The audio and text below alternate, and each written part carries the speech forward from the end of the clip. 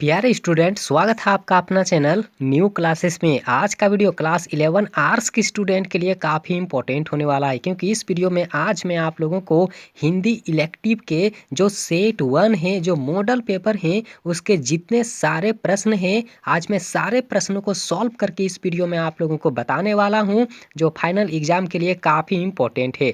क्योंकि आप सभी लोग जानते हैं कि 2 महीना बाद ही फाइनल एग्जाम होगा और उसके लिए मॉडल सेट पढ़ना बहुत इंपॉर्टेंट है, बहुत ज़रूरी है। तो आप लोग वीडियो को शुरू से अंत तक ज़रूर देखिएगा। और जितने भी स्टूडेंट मेरे इस वीडियो को आज पहली बार देख रहे हैं या मेरे चैनल में आज पहली बार आए हैं, तो आप लोग चैनल को ज़रूर सब्सक्राइब कीजिएगा और साथ ही बेल आइकन को ज़रूर दबाइएगा, ताकि हम जब भी वीडियो अपलोड करें तो सबसे पहला नोटिफिकेशन आपके पास पहुँचे और आप उन वीडियो को सबसे पहले देख सके। और आप लोग याद रखिएगा, इस चैनल के माध्यम से पिछले साल काफ़ी सारे स्टूडेंट पढ़ करके अच्छे नंबर लाए थे, तो आप लोग भी कर सकते हैं। आप लोग भी मेरे साथ बने रहें और चैनल को सब्सक्राइब नहीं किए हैं तो ज़रूर कर लीजिए। और आप लोग याद रखिएगा, आज हम हिंदी इलेक्टिव बताने वाले हैं और जितने सारे स्टूडेंट आर्ट्स लेके पढ़ रहे हैं, तो आप सभी को तो ज़रूर मालूम होगा कि हिंदी इलेक्टिव क्या है, ठीक है। और यह बिल्कुल न्यू मॉडल पेपर है, ठीक है। और इसके कम से कम 40 प्रश्न हैं, तो 40 प्रश्नों को आज मैं इस वीडियो में सॉल्व करने वाला हूँ, ठीक है। और याद रखिएगा, मॉडल सेट 2 है, इससे पहले भी हम एक सेट 1 का वीडियो अपलोड कर दिए हैं। अगर आप नहीं देखे हैं तो डिस्क्रिप्शन में उसका लिंक है, वहाँ से आप जा करके देख सकते हैं और फाइनल एग्जाम की तैयारी बिल्कुल अच्छे से कर सकते हैं, ठीक है।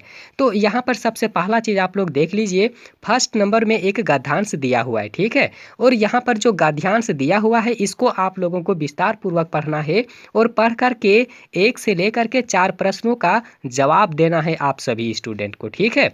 तो यहाँ पर देख लीजिए, मैं सिर्फ आप लोगों को प्रश्न उत्तर करा रहा हूं ताकि वीडियो ज़्यादा लंबा ना हो, ठीक है। तो यहाँ पर सबसे पहला चीज़ आप लोग देख लीजिए, जो पहला प्रश्न दिया हुआ है कि हंसी किसकी अभिव्यक्ति है, ठीक है। याद रखिएगा, हंसी किसकी अभिव्यक्ति है, तो 4 ऑप्शन दिया हुआ है। आप लोग भी जिस समय एग्ज़ाम देने जाएंगे, एग्ज़ाम जिस समय देंगे, तो इसी तरह का प्रश्न उसमें भी रहेगा और इसी तरह का 4 ऑप्शन उसमें भी दिया हुआ रहेगा, ठीक है। तो आप लोग अगर गद्यांश को या फिर पद्यांश को अगर ठीक तरीके से पढ़िएगा, तो उसका आंसर आप लोग खुद से भी दे सकते हैं, ठीक है। तो यहाँ पर सबसे पहला चीज़ देख लीजिए, हंसी किसकी अभिव्यक्ति है, तो याद रखिएगा भीतरी आनंद की, ठीक है। जो सी नंबर ऑप्शन है, बिल्कुल इसका राइट आंसर है, ठीक है। अब अगला यहाँ पर देख लीजिए कि जितना हंसोगे उतनी बढ़ेगी। तो याद रखिएगा, आखिर जितना हंसने से आखिर क्या बढ़ता है, ठीक है। तो याद रखिएगा, आयु बढ़ता है। क्या बढ़ता है, तो आयु बढ़ता है, ठीक है। यहाँ पर भी देख लीजिए, जो अगला प्रश्न दिया हुआ है कि कौन अपने कर्मों पर हमेशा खींचता रहता है था, ठीक है। कौन अपने कर्मों पर हमेशा खींचता रहता था, तो यहाँ पर याद रखिएगा 4 ऑप्शन दिया हुआ है। 4 ऑप्शन में होगा हेरी कलेश। क्या होगा, तो हेरी कलेश होगा। और अगला नंबर का प्रश्न देख लीजिए, जीवन का दूसरा नाम क्या है, ठीक है।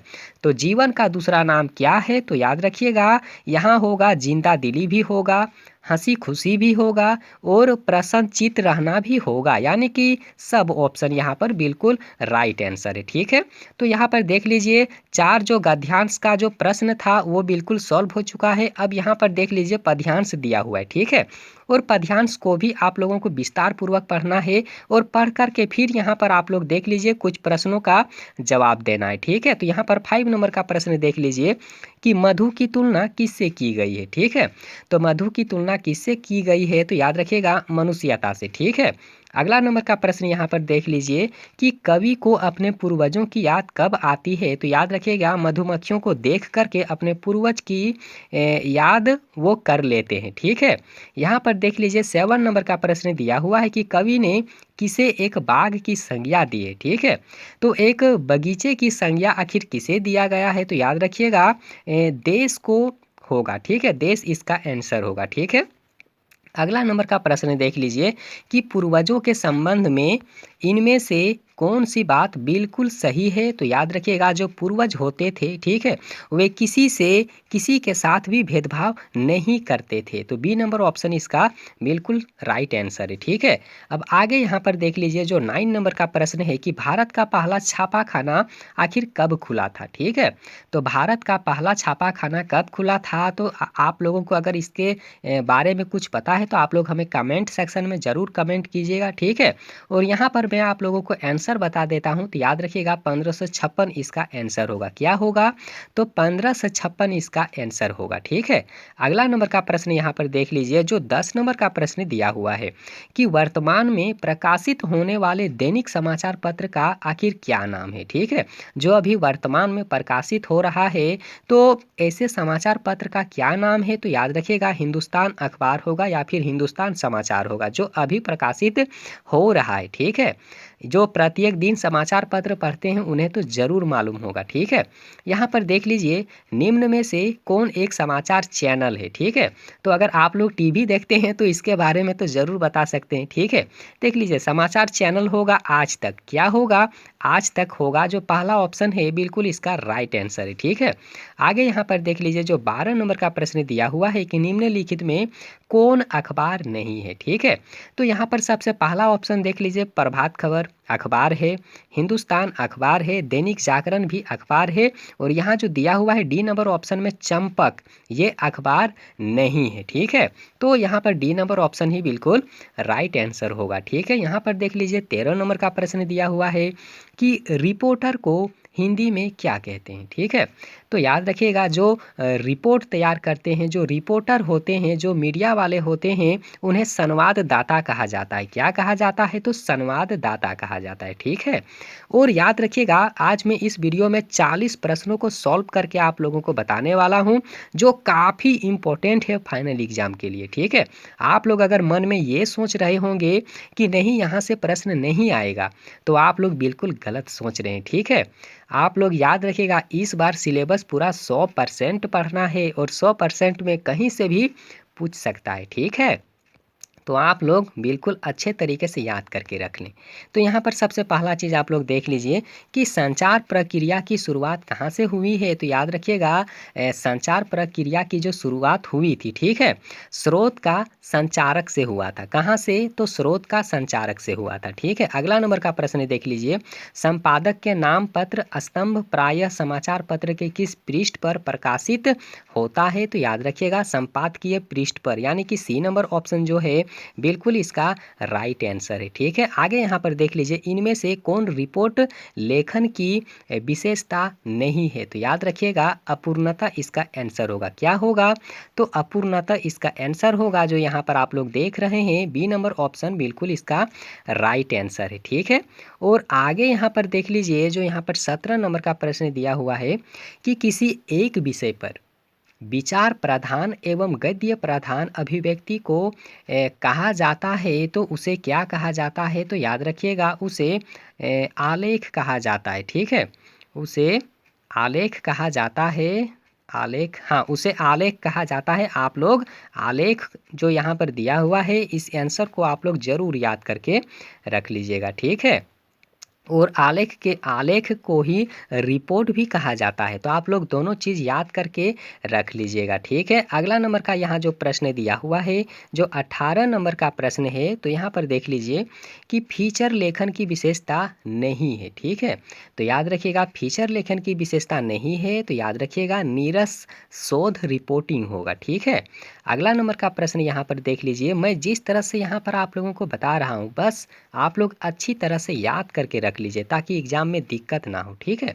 अब यहाँ पर देख लीजिए एक पद्यांश दिया हुआ है और इस पद्यांश को आप लोगों को पढ़ना है और पढ़ करके फिर यहाँ पर कुछ प्रश्नों का जवाब देना है, ठीक है। तो सबसे पहला चीज़ आप लोग देख लीजिए कि 19 नंबर का जो प्रश्न है कि यहाँ जितने सारे पंक्तियों हैं, ठीक है, जितने सारे पंक्ति यहाँ पर दिया हुआ है तो आखिर उनकी रचयिता कौन है? तो याद रखिएगा सूरदास इसका आंसर होगा, फर्स्ट नंबर ऑप्शन। ठीक है, अब अगला प्रश्न भी देख लीजिए जो यहाँ पर 20 नंबर का प्रश्न दिया हुआ है कि प्रस्तुत पद्यांश किस भाषा में है? तो याद रखिएगा ब्रज भाषा में है। ठीक है, अगला प्रश्न देखिए यहाँ वक्ता कौन है? कौन यहाँ पर बोल रहा है? किसके बारे में बताया जा रहा है? ठीक है, तो याद रखिएगा गोपी के बारे में। अगला प्रश्न देखिए उपयुक्त गद्यांश में कौन सा भाव छुपा हुआ है या फिर कौन भाव वह प्रकट कर रहा है? ठीक है, तो याद रखिएगा ईर्षा। ठीक है, ईर्षा का भाव प्रकट हुआ है इसमें, इस यहाँ पर जो पद्यांश दिया हुआ है इसमें। ठीक है, और आगे यहाँ पर देख लीजिए कि सूरदास किसके उपासक थे? तो सूरदास जो थे वो किसके उपासक थे? तो याद रखिएगा श्री कृष्ण के। ठीक है, यहाँ फर्स्ट ऑप्शन ही बिल्कुल राइट आंसर है। अगला प्रश्न देख लीजिए कि कबीर के पदों में किस पर व्यंग किया गया है? ठीक है, तो किस पर व्यंग किया गया है आप लोग याद रखिएगा, इसका जो आंसर होगा, ठीक है, इसका जो आंसर होगा ए और बी दोनों होगा। ठीक है, यहाँ जो है बाह्य आडंबर भी होगा और धार्मिक कुरीति भी होगा। ठीक है, तो यहाँ पर अच्छी तरह से आप लोग याद करके रख लीजिए। अगला यहाँ पर देखिए कटी टेढ़े, कटी टेढ़ो हवे आवती में कटी से क्या तात्पर्य होता है? तो याद रखिएगा कटी का अर्थ होता है कमर। क्या होता है? तो कमर होता है। ठीक है, अगला प्रश्न देख लीजिए कि निम्न में से कौन सा जोड़ा गलत है, बीमेल है? ठीक है, तो यहाँ पर सबसे पहला चीज़ आप लोगों को समझना है कि यहाँ पर देख लीजिए कबीर साधु कड़ी के हैं। ठीक है, सूरदास ब्रज भाषा के हैं, सुमित्रा नंदन पंत जो हैं वो खड़ी बोली के हैं, लेकिन यहाँ जो पद्माकर दिया हुआ है पद्माकर खड़ी बोली में नहीं आता है। ठीक है, तो यहाँ पर डी नंबर ऑप्शन आप लोगों बिल्कुल याद करके रख लीजिएगा। ठीक है, अगला प्रश्न देखिए पद्माकर को कवि राज शिरोमणि की उपाधि किस राजा ने दी थी? तो याद रखिएगा जयपुर के जो नरेश थे। ठीक है, तो जयपुर के नरेश ने ही पद्माकर को कविराज शिरोमणि की उपाधि को दिया था। ठीक है, और आगे यहाँ पर देख लीजिए फिर एक गद्यांश दिया हुआ है और इस गद्यांश को आप लोगों को पढ़ करके फिर यहाँ पर कुछ प्रश्नों का जवाब देना है। ठीक है, तो आप लोग वीडियो को रोक करके ज़रूर पढ़ लीजिएगा, सारा चीज़ आप लोग अच्छे से समझ जाएंगे। ठीक है, तो यहाँ पर देख लीजिए प्रस्तुत पंक्तियाँ किस पाठ से ली गई है? तो याद रखिएगा दोपहर के भोजन से यहाँ जो पंक्तियाँ हैं, यहाँ जो गद्यांश है उसको लिया गया है। ठीक है,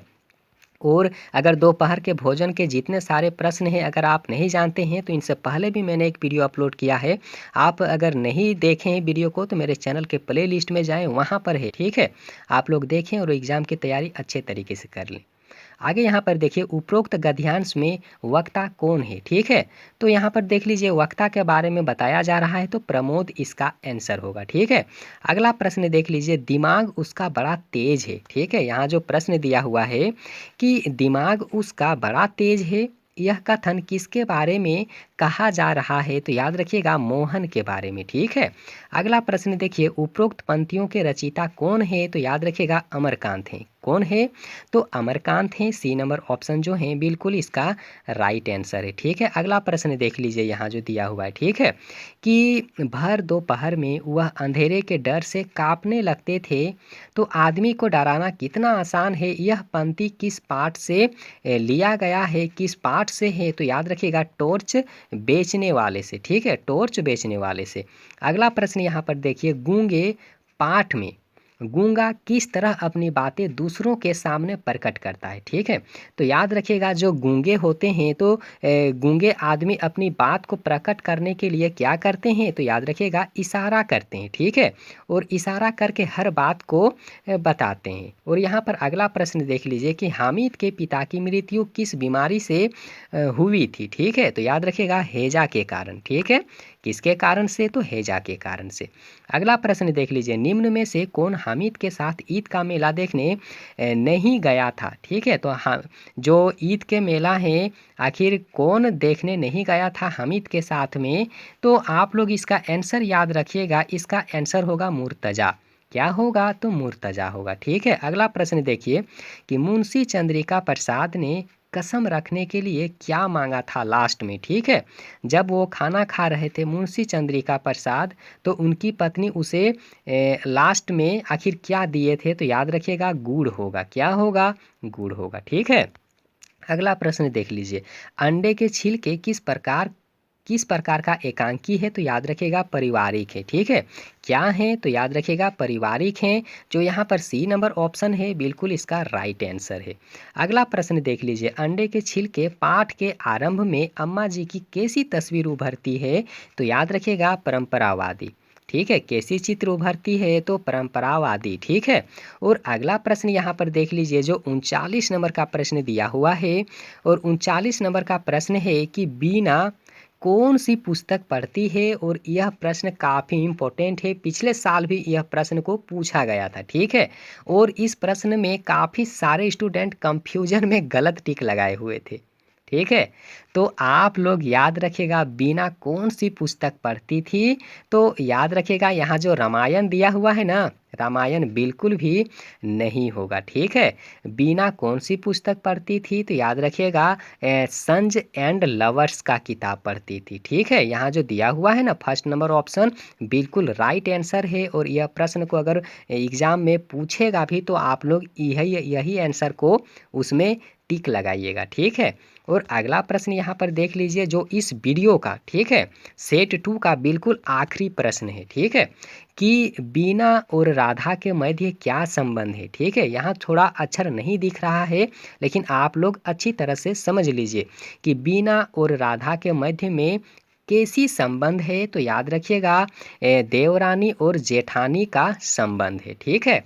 तो याद रखिएगा आज मैं जितने सारे प्रश्नों को इस वीडियो में सॉल्व करके बताया हूँ, आप लोग अच्छी तरह से लिख करके रख लीजिए, ताकि जब भी एग्ज़ाम हो तो आप लोग बस रिवाइज करके एग्ज़ाम देने चले जाए। और यहाँ से काफ़ी सारा प्रश्न एग्ज़ाम में आप लोगों को देखने को मिलेगा, ठीक है।